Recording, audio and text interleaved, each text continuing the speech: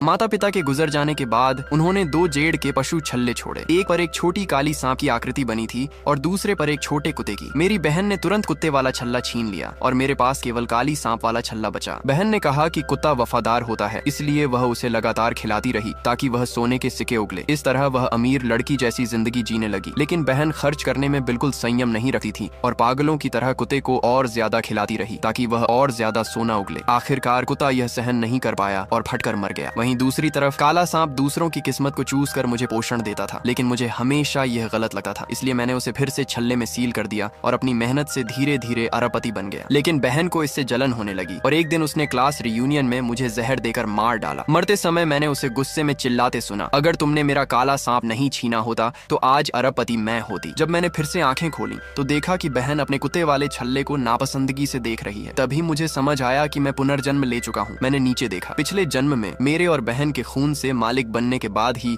ये पशु असली रूप में बाहर आए थे, लेकिन इस बार अभी तक ऐसा नहीं हुआ था। फिर भी मेरे हाथ का काला सांप छल्ले से निकलकर मेरी टांग पर लिपट गया था। उसकी खतरनाक नजरें देखकर मैं सिहर उठा। इस बार बहन पहले की तरह कुत्ते वाले छल्ले को महत्व नहीं दे रही थी। उसने कहा, हम दोनों ने अभी खून से मालिक नहीं बनाया, फिर भी तुम्हारा सांप बाहर कैसे आ गया? चलो हम बदल लेते हैं। जैसे ही उसने यह कहा, काले सांप की आंखें चमक उठी और वह धीरे धीरे मेरी टांग से उतरकर बहन की तरफ बढ़ने लगा। तभी मुझे समझ आया कि सिर्फ मैं ही नहीं, काला सांप भी पुनर्जन्म ले चुका है। बहन ने तुरंत कुत्ते वाला छल्ला जमीन पर फेंक दिया और मेरे हाथ से सांप वाला छल्ला छीनकर उसे अपनी गर्दन में लपेट लिया। वह घमंड से बोली, यह काला सांप मेरे साथ ज्यादा अच्छा लगता है, तुम तो वैसे भी इसके लायक नहीं हो। जैसे ही मैंने कुछ कहने की कोशिश की, उसने तुरंत अपने खून की बूंद छल्ले पर गिराई। अगले ही पल वह खुशी से चिल्लाई, यह सांप दूसरों की किस्मत छीन कर मुझे दे सकता है, अब मैं आराम से अमीर बन सकती हूँ। वह सांप को कसकर पकड़कर मुझसे सावधान नजरों से देखने लगी। मैंने जमीन से कुत्ते वाला छल्ला उठाया और चुपचाप वहाँ से चला गया। फिर खून की बूंद डालकर उसे अपना बना लिया। जैसे ही खून छल्ले पर गिरा, मेरी पिछली जिंदगी की शंका सच साबित हुई। दोनों छल्लों की ताकत अलग अलग थी। कुत्ता खाने को सोने में बदलता था, जितना ज्यादा खाएगा उतना ज्यादा सोना देगा, लेकिन अगर उसे ज्यादा खिला दिया जाए तो वह मर भी सकता है। मैंने उस प्यारे कुत्ते के सिर पर हाथ फेरा और कहा, इस बार तुम मेरे साथ अच्छी जिंदगी जियोगे। बहन से अलग होने के बाद मैंने अपने दुबले पतले हाथ को देखा और कुत्ते से कहा, मुझे बहुत भूख लगी है, एक सोने का सिक्का दे दो। कुत्ता भौंका और मैंने उसे अपने बैग में रखा सख्त बासी रोटी का टुकड़ा दिया। उसने बिना नखरे के उसे खा लिया और बदले में एक सोने का सिक्का दे दिया। मैं उस सिक्के को लेकर एक दुकान पर गया और उसे बेचकर हजारों रुपए लिए। पैसे देखकर मुझे पिछली जिंदगी याद आई, जब सांप दूसरों की किस्मत छीन कर मुझे देता था। मुझे वह तरीका पसंद नहीं था क्योंकि वह गलत था और सांप की भी कीमत थी। वह खाना नहीं खाता था बल्कि मालिक का खून चूसता था। अब मुझे समझ आ गया कि सांप ने खुद को पहले ही क्यों आजाद कर लिया था, ताकि बहन उसकी ताकत देख सके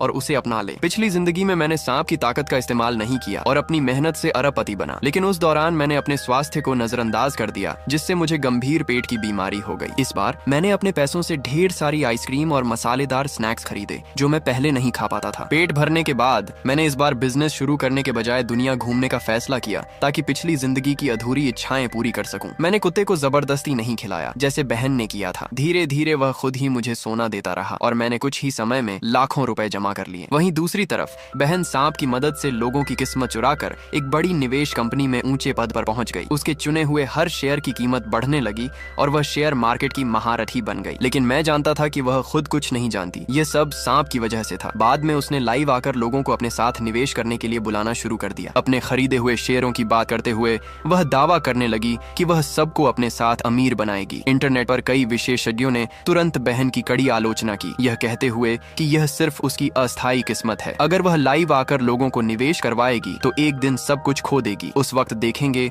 कि वह कैसे संभालती है। लेकिन बहन को इन बातों की कोई परवाह नहीं थी। वह और भी ज्यादा लाइव आकर शेयर बाजार में निवेश करवाने लगी। तुम लोग जानते हो मैंने अब तक कितना कमाया है? तुम जानते हो मेरे लाइव देखने वाले लोगों ने कितना कमाया है? जब मैं दुनिया की सबसे अमीर बन जाऊंगी तब देखूंगी तुम लोग मुझसे बहस कैसे करते हो। विशेषज्ञ गुस्से से लाल हो गए और उसे बद्दुआ देने लगे कि वह जल्द ही नीचे गिर जाएगी। वहीं दूसरी तरफ मैं अपनी पिछली जिंदगी के बिजनेस अनुभव के सहारे छोटे कुत्ते से मिले पैसों को धीरे धीरे शेयर बाजार में लगाने लगा। लेकिन यह मेरा अंतिम लक्ष्य नहीं था। मैं अब फिर से अरबपति बनना नहीं चाहता था क्योंकि वह जिंदगी बहुत थका देने वाली थी। और सबसे बड़ी बात, पिछली जिंदगी में जब मैं सच में अरबपति बन गया था तब मेरे लंबे समय पहले मर चुके माता पिता अचानक मेरे सामने आ गए थे। एक अरबपति जिसके माता पिता मर चुके थे, उनका अचानक वापस आ जाना लोगों के लिए यह किसी चमत्कार से कम नहीं था। हर कोई मुझसे जलता था कि मेरे पास पैसा भी है और परिवार भी। जब मैं शेयर बाजार में निवेश कर रहा था तो बहन ने भी मुझे नोटिस कर लिया। वह रोज दुनिया घूमती रहती थी और शेयर बाजार की हालत की कोई परवाह नहीं करती थी। बस एक क्लिक में वह ऐसे शेयर चुन लेती थी